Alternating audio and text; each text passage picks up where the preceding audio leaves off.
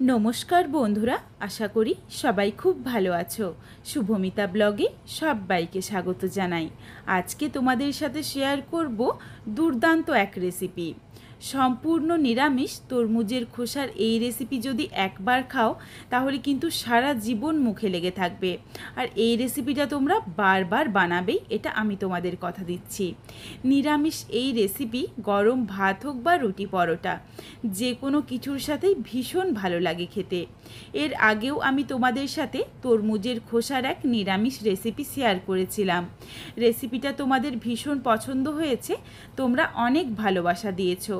এই জন্য আমি চেষ্টা করছি তোমাদের সাথে আরও নিত্য নতুন ধরনের যদি তরমুজের খোসার কিছু রেসিপি শেয়ার করা যায়। তবে রেসিপিটা বাড়িতে অবশ্যই একবার হলেও বানিও, এটা আমার অনুরোধ রইল। রেসিপিটা কেউ স্কিপ করো না, কিন্তু স্কিপ করলে আমি কি পদ্ধতিতে রেসিপিটা বানালাম বা কি মশলার অ্যাড করলাম সেটা কিন্তু তোমরা মিস করে যাবে। তখন হয়তো রেসিপিটা খেতে এতটা ভালো হবে না। তাহলে চলো রেসিপিটা দেখে নেওয়া যাক। এখানে আমি প্রথমেই তরমুজের খোসা নিয়ে নিয়েছি। তরমুজের ভেতরের লাল অংশটা কেটে রেখে দিয়েছি, এটা খাওয়া হয়ে যাবে। তরমুজ কিনে আনলে কিন্তু এই খোসাটা আমরা প্রত্যেকেই প্রায় ফেলে দিই, তবে এই খোসা দিয়ে যদি একবার রান্না করো তাহলে অপূর্ব খেতে লাগবে। তরমুজের খোসাটা ছোট্ট ছোট্ট করে টুকরো করে নিয়েছি, আর আলু নিয়েছি একটা মাঝারি সাইজের, আলুটাকেও ঠিক একই রকমভাবে কেটে নিয়েছি। আর এইদিকে নিয়েছিলাম এক মুঠো ছোলার ডাল, প্রায় 3 থেকে 4 ঘন্টা আগে ঈষদুষ্ণ গরম জলে ভিজিয়ে রেখেছিলাম। ছোলার ডালটাও ধুয়ে পরিষ্কার করে নিয়েছি। আর নিয়েছি একটা টমেটো। এখানে আমি একটা মশলার ঘোল বানিয়ে রাখছি। রুম টেম্পারেচারে জল নিয়েছি একটা বাটিতে, দিয়ে দিচ্ছি সামান্য একটু হলুদের গুঁড়ো, ঝালের পরিমাণ অনুযায়ী দিয়েছি লঙ্কার গুঁড়ো, আর অল্প অল্প করে দিচ্ছি ধনের গুঁড়ো, জিরের গুঁড়ো। রেসিপিটার মধ্যে কিন্তু খুব বেশি মশলা একদম ভালো লাগবে না, অল্প মশলাতেই ভীষণ ভালো হয় খেতে। এটা জলে গুলিয়ে আমি রেখে দিচ্ছি একটা সাইডে। কড়াই বসিয়ে নিয়েছি, কড়াইয়ের মধ্যে দিয়ে দিচ্ছি 1 থেকে 2 চামচ পরিমাণে সরষের তেল। খুবই অল্প পরিমাণে তেল ব্যবহার করব রান্নাটার মধ্যে, কিন্তু রান্নাটা খেতে ভীষণ ভালো হবে। তবে রান্নাতে কিন্তু পুরোটাই সরষের তেলেই করতে হবে। তেলটা গরম হয়ে গেছে, তেলটাকে কড়াইয়ের চারিদিকে লাগিয়ে নিলাম। এরপর দিয়ে দিচ্ছি ছোট্ট ছোট্ট করে টুকরো করে নেওয়া আলু।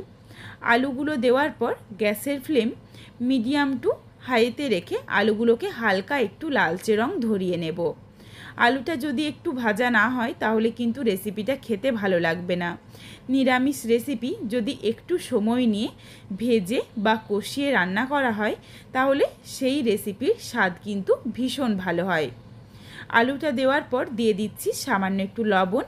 এরপর নাড়াচাড়া করে আলুটাকে হালকা একটু লালচে রং ধরিয়ে ভেজে নিচ্ছি। তবে ঢাকা চাপা দেওয়ার কোনো দরকার নেই, ঢাকনা ছাড়াই আলুটাকে ভেজে নিয়েছি। আলুটা বেশ হালকা করে কিন্তু ভাজা হয়ে গেছে, এর থেকে আর বেশি ভাজার দরকার নেই।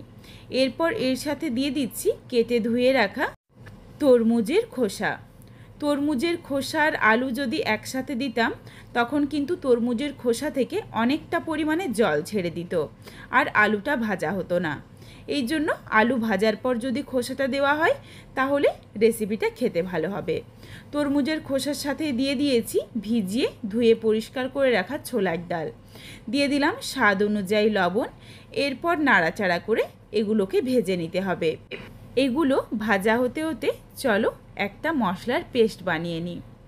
এখানে আমি নিয়েছি মিক্সিং জারে দিয়ে দিচ্ছি 1/2 ইঞ্চ পরিমাণ আদা ছোট্ট ছোট্ট করে টুকরো করে নিয়েছি, আর দিয়ে দিচ্ছি ছোট্ট সাইজের একটা টমেটো। এরপর এই দুটোকে একসাথে একদম মিহি করে বেটে নেব। এদিকে দেখো সুন্দরভাবে সবজিটা ভাজা হয়ে গেছে, তলাতে কিন্তু আর জল নেই, পুরো জলটাই শুকিয়ে গেছে। ঠিক এইভাবে শুকনো হয়ে গেলেই হবে। এরপর এগুলোকে একটা প্লেটে নামিয়ে রাখছি। এইগুলো ভাজা হতে হতে আর রান্না হতে হতেই কিন্তু ছোলার ডালটাও ভালোভাবে সেদ্ধ হয়ে যাবে। আলাদা করে ছোলার ডাল সেদ্ধ করার দরকার নেই। সবজিটা তুলে নেওয়ার পর ওই কড়াইয়ের মধ্যে দিয়ে দিচ্ছি খুবই সামান্য পরিমাণে সরষের তেল।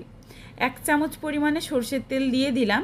তেলের মধ্যে ফোড়নে দিচ্ছি সামান্য একটু কালো জিরে। কালো জিরে থেকে সুন্দর একটা গন্ধ এসেছে। এরপর দিয়ে দিচ্ছি দুটো ফাটিয়ে নেওয়া কাঁচা লঙ্কা।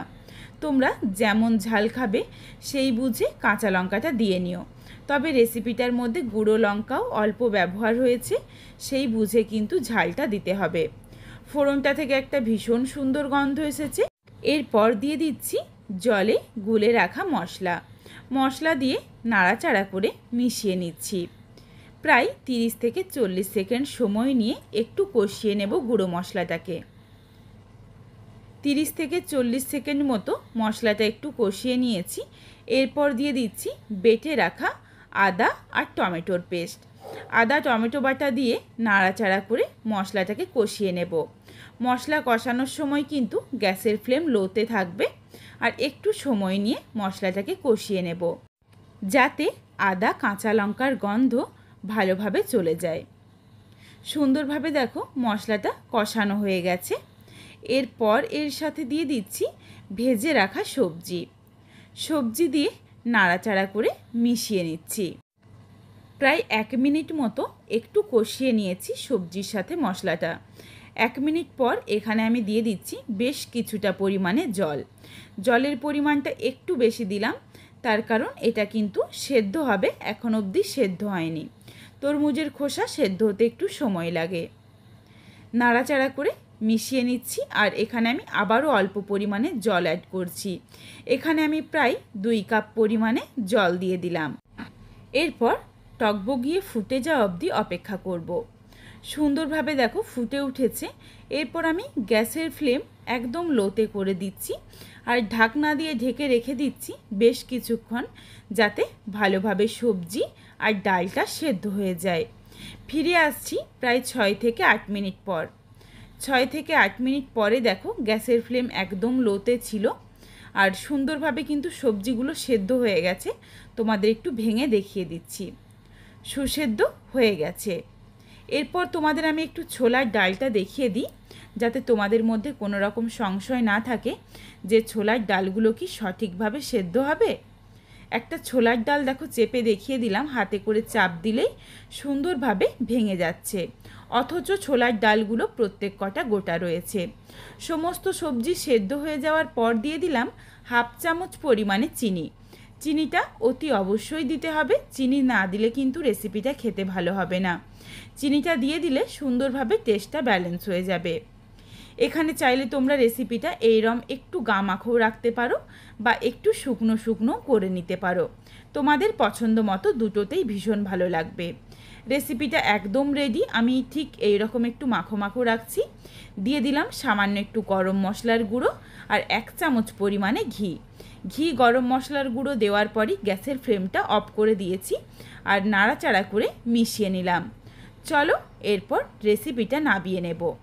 এতটা দুর্দান্ত একটা স্মেল এসেছে রেসিপিটার থেকে, আর খেতে কিন্তু অপূর্ব হয়েছিল। রেসিপিটা নামিয়ে নিয়েছি, দেখতে দেখো কতটা লোভনীয় হয়েছে। এরপর এই রেসিপিটা গরম ভাত হোক বা রুটি পরোটা যে কোনো কিছুর সাথে একবার খেয়ে দেখো। তোমাদের কাছে আমার অনুরোধ রইল, বাড়িতে অবশ্যই একবার হলেও তরমুজের খোসা দিয়ে এই রেসিপিটা বানিয়ে দেখো। তারপর আমায় কমেন্ট করে জানিও রেসিপিটা তোমাদের কেমন লাগলো। রেসিপিটা তোমাদের যদি ভালো লাগে তাহলে লাইক করো, শেয়ার করে বন্ধুদের দেখার সুযোগ করে দিও।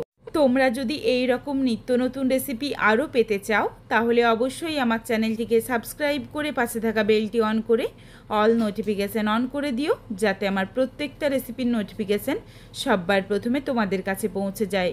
আবারও খুব শীঘ্রই হাজির হচ্ছি নতুন কোনো এক রেসিপি নিয়ে। পরবর্তী রেসিপি দেখার আমন্ত্রণ রইল। পুরো ভিডিওটা দেখার জন্য অনেক অনেক ধন্যবাদ। তাহলে আজকে আসি, সবাই ভালো থেকো, সুস্থ থেকো।